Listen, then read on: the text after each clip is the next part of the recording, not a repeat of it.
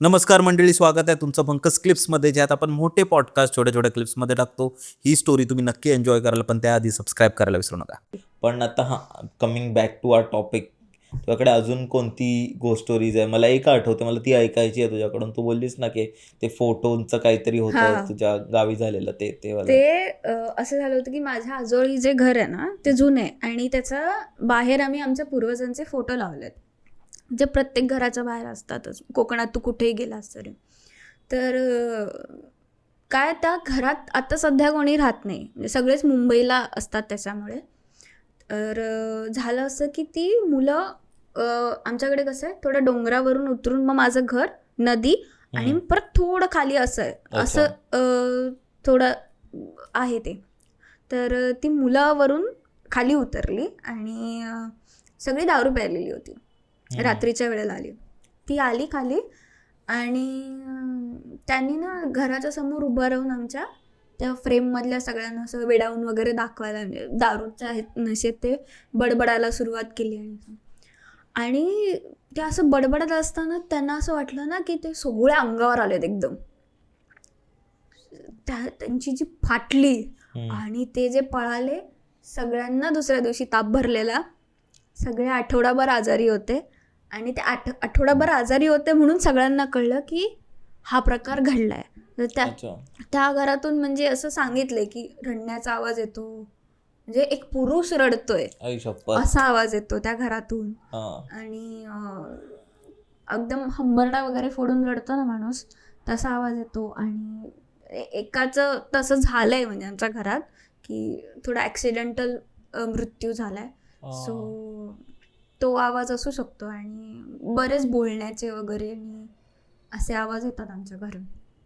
आम्ही तरी ऐकले नाही आहेत आणि आम्ही तिथे राहतच नाही, पण जे शेजारी राहतात त्यांनी सांगितलं की आवाज येतो म्हणून. हो. अरे बापरे, खतरनाक आहे. तुम्ही गेल्यावर कधी तुम्ही जाता तर तुम्हाला असं काही जाणवत नाही? आम्ही गेलो तेव्हा कसं असतं, गणपतीत जातो एकतर, आणि आमचं कुटुंब मोठं आहे त्याच्यामुळे पूर्ण घर भरलेलं असतं आणि कोणाला शुद्ध नसते की अरे हे भूत शोधायचं. सगळे त्या गणपतीच्या ह्याचं भजनात वगैरे. आणि तेव्हा कसं रात्री 1:30-2 वाजेपर्यंत भजनच चालतात घरी, तेव्हा देव वगैरे आला असतो, गणपती असतो. बरोबर. त्याच्यामुळे तो फक्त आमच्याकडे तो एक नियम आहे की आमचं घर जुनं आहे आणि अजून पण आमच्या मागच्या दाराला आडे आहेत. प्रॉपर वाडा आहे का तुमचा? वाडा नाही, नॉर्मल घर आहे आईचा आजोळ, पण अजून पण ते जुने दरवाजे आहेत त्या घराला, आडे असतात ना जरा, 1, 2, 3 असे.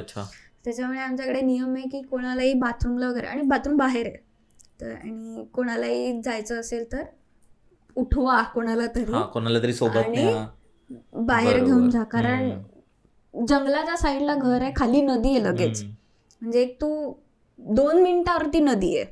त्याच्यामुळे स्ट्रिक्ट वॉर्निंग आहे सगळ्यांना की. ते आमच्या गावी पण असं होतं की आमचं जे जुनं घर होतं ना, तर ते त्यावर म्हणजे आता तर ते नवीन दरवाजे, परत जरा पोझिशन्स बदलली आहेत. तर ते एकदम जुनं घर होतं, जिकडे सर्व एकत्र राहायचे ना. तर ते माझे पप्पा किंवा माझी आत्या आता बोलते की तेव्हा ते लहान होते ना, तेव्हा त्यांना रोज ऐकू यायची कोणतरी असं थाप मारून जाते. अगेन ते राखणदार ते होतं, घुंगरांचे आवाज यायचे. पण आता तर एवढं कोण नोटीसही नाही करत. आपण वर्षातून 7 दिवस 8 दिवस जातो, तर काय नोटीस करणार. एक तर खूप महिन्यांनी सगळे भेटलेले असतात, त्याच्यामुळे ते माहोल खूप वेगळा होता. पण आता मी जेव्हा जाईन तर माझं डोकं जरा विचित्र चालेल. आमच्या इथे ना, तुला एक गोष्ट सांगते, जत्रा भरतात माहिती, तसं नॉर्मल जत्रा असते ना तशी ती जत्रा नाही भरत. आमची ती सड्यावर जत्रा असते आणि तिथे दशावतार नाटकं वगैरे होतात. त्या देवाचा नियम आहे की रात्री 12च्या आत तुम्ही सगळं हलवायचं येतो. अच्छा. तुझं सुतळ पण राहिलं नाही पाहिजे, म्हणजे जर तू मंडप बांधलायस तिथे तर त्या मंडपाचं सुतळ पण तिथे राहता कामा नये, नाहीतर तू दुसऱ्या दिवशी ढगात. ही कोकणातलीच गोष्ट आहे. हो. आणि हे झालेलं आहे, म्हणजे जर ज्याचा मंडप आहे त्याने तो उचलला नाही नीट, दुसऱ्या दिवशी तो गेला होता. हो, तो मेला. आणि जेव्हा तू तो सडा उतरतो ना, तेव्हा गाडीवरती कोणी आरसे सरळ ठेवत नाहीत, सगळ्यांचे आरसे खाली असतात. समजलं. मागे बघायचं नसतं. मागे बघायचं नसतं. अच्छा. तर मागे कोण येतं मला माहिती नाही, पण माझा भाऊ गेला होता त्या जत्रेला आणि त्याने विचारलं सगळ्या गाड्यांचे का आरसे खाली आहेत. तेव्हा तो बोला ठीक आहे मी वरती करतो बघ. हा कसला बघतोय, राहू दे आरसे खालीच राहू दे. म्हणजे तो स्ट्रिक्ट आहे. म्हणजे आता तू समजा पास होत असशील ना आणि तू देवळात गेलास त्या आणि तू ऑफर नाही केलंस काय, तुला चकवा लागणार. हा म्हणजे काही ऑफर करतो, म्हणजे 1 रुपया दे, काहीही दे, पण तू द्यायचं, ऑफर करायचं त्या देवाला काहीतरी. नाहीतर त्या देवाची गोष्ट सांगतो. माझी आई जेव्हा तरुण होती आणि गावी असायची तेव्हा तर ती आणि तिचा छोटा भाऊ तेव्हा डोंगरातूनच तेव्हा काय रस्ते वगैरे बरोबर, त्यामुळे ते घाटी, आम्ही म्हणतो घाटी चढली, म्हणजे काय डोंगर चढला. ते घाटी चढून वर आले होते आणि वर आले आणि पाया पडले आणि आणायला काहीतरी विसरले. अच्छा. हा तर काय करणार, निघाले आणि त्यांना वाट समजे ना की कुठल्या वाटेने आपण आलो. ते परत गेले आणि आईने मग पाकिटातून काहीतरी काढून तिथे ठेवलं आणि माफी मागितली की चूक झाली आमच्याकडून, आम्हाला वाट दाखव. कारण काळोख पडत आलेला आणि सड्यावर काही नसतं. कोकणातल्या सड्यावर जा रात्रीच्या वेळेला ना काहीच नसतं, नुसतं कातळ आणि काही दिसत नाही, घरं पण नसतात जास्त. तर ती बाहेर आली देवळातून त्या आणि त्यांना ना एक आजी आजोबा येताना दिसले आणि धनगरांचं कशी वेश असतो तसा त्यांचा तो वेश होता. बरोबर. हा आणि मग त्यांनी विचारलं की काय झाला हैसर, की तुम्ही एवढ्या रात्री खय काय करता. तर मग त्यांनी सांगितलं की वाट चुकलोय म्हणून. तर मग त्यांनी त्या दोघांनी सांगितलं आमच्या मागून या. आणि हे कुठल्या तरी वेगळ्याच वाटेने खाली गेले आणि मध्ये जाऊन त्यांनी सांगितलं तुमचं घर दिसतं तुमका हैसून. तर हां जा मग. आणि तो खाली आल्यानंतर त्यांच्या म्हणजे त्यांच्या वडिलांनी तुम्ही ह्या वाटेने कुठून आले. तर नाही ते आजी आजोबांनी सोडलं आणि मागे वेळ बघितलं कोणी आजी आजोबा नव्हते. बापरे. म्हणजे समजलं. जो देव तुला हे करतोय तोच तुला प्रोटेक्ट पण करतोय. बरोबर. त्याच्यासाठी ते ऑफरिंग असते. तुम्ही त्यांच्या हिशोबाने राहा की जसं त्यांना आवडतं त्यांना रिस्पेक्ट द्या, त्यांचा आदर करा, मग ते तुम्हालाही प्रोटेक्ट करणार. बरोबर. कोकणातल्या मी जरा वाचत होतो की कोकणात बऱ्याच प्रकारचे आपले देव असतात. म्हणजे कुलदैवत झाले, परत गावकीतले वेशीवरचे वेगळे झाले, भरपूर देव असतात. तर तो वेस तू क्रॉस करतोस ना तर काही कसे गाव तू वेस क्रॉस करताना बोलतात की तू हॉर्न वाजव किंवा म्हणजे एक की तू आहेस ते आम्हाला माहिती आहे आणि एक थँक्यू की तू आहेस असं. आणि काही वेस क्रॉस करताना आवाज पण नाही करायचा. म्हणजे लोक गाडीवरून उतरतात, गाडी घेऊन जातात, वेस क्रॉस करतात, मग गाडीवर बसतात आणि चालू करतात. समजलं. असं म्हणजे प्रत्येक ह्याची एक काय म्हणणार नियम वेगवेगळे नियम आहेत. बरोबर. जसं आमच्या पण गावचं एक असं आहे की आमच्या गावातल्या आहेत ना देवी आहे, तिला खूप घाबरतात आजूबाजूचे लोक, कारण ते असं आहे की ती खूप पॉवरफुल आहे असं. तर एक दिवशी माझे पप्पा मला स्टोरी सांगत होते की ते गावी माहितीये की हायस्कूल असते की 5-6 गाव मिळून एक शाळा असते आणि सर्व पोरं तिथेच जातात शाळेत. तर क्रिकेट खेळता खेळता काहीतरी पोरांच्यात भांडणं झाली.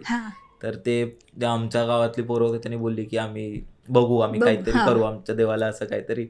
मग आणि ते पोरं घाबरले खूप. मग संध्याकाळच्याली सर्व मास्टर वगैरे सर्व येऊन आमच्या गावी आले आणि बोलत होते की असे बोलून आलेत पोरं आता तुम्ही.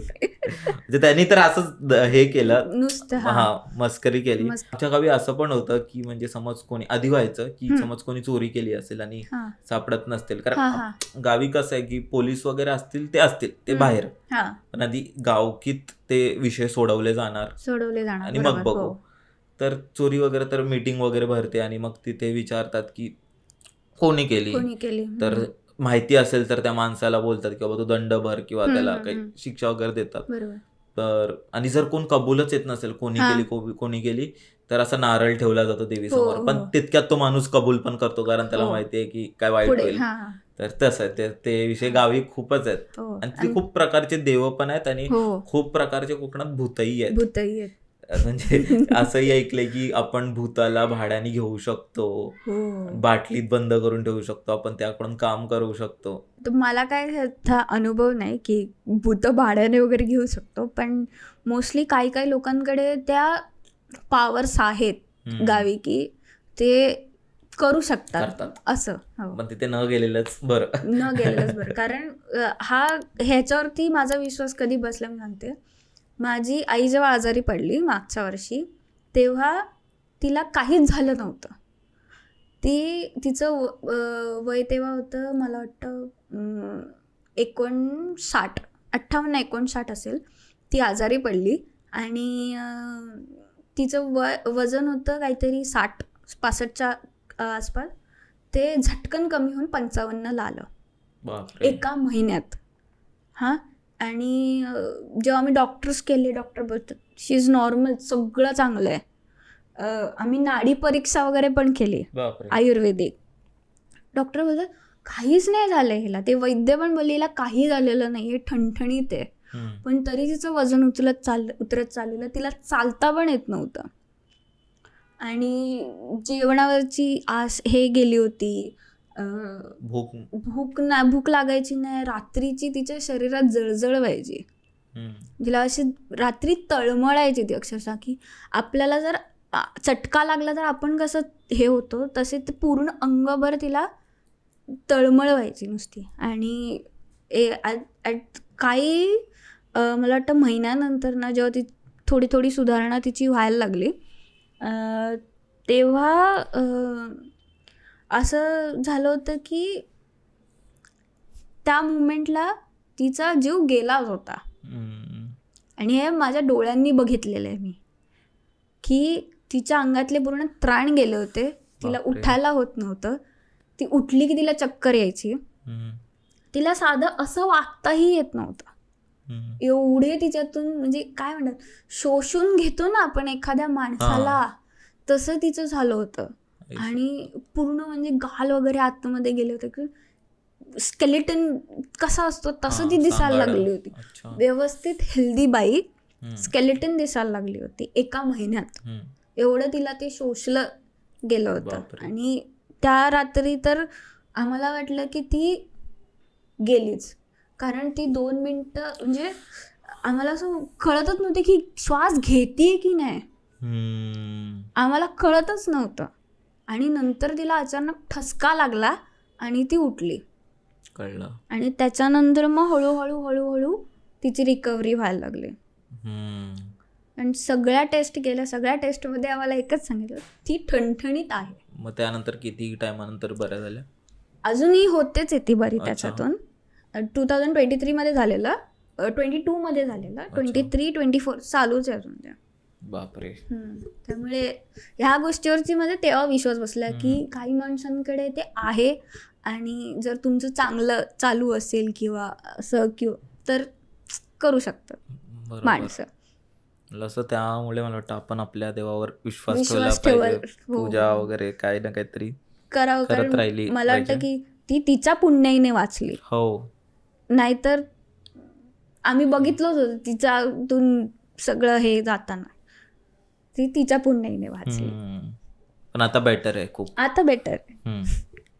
मला वाटतं हाच होता आजचा पॉडकास्ट. खूप आता इमोशनल साइड मध्ये गेलो आपण.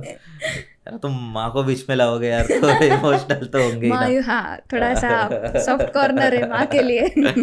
पण मजा आली. तुला कसं वाटलं? मस्त मला खूप मजा आली. फायनली आपण केलं. सगळं भूत देव सगळेच आपण बसवले होते पंक्तीला.